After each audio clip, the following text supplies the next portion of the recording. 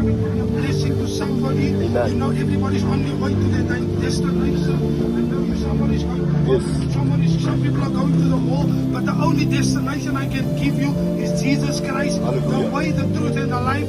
I know they persecute us for doing this in the train, but we're stealing the opportunity to let somebody know God is the way, the truth, and the life. Yes. He says nobody comes to the Father except through me. Hallelujah. Many people have been through disappointment. Many people have been through hurt. Many people have been through pain. Hallelujah. But the only way, the only thing I can advise you, the only one I can bless you with, you might not listen to this, but I'm here to leave you with something. What if this is your last day in this carriage? What if it's your last day on earth? And I'm here to tell you that Jesus loves you. He has an amazing plan for you. He's the way, the truth, and the life. We see a lot of things taking place on the news.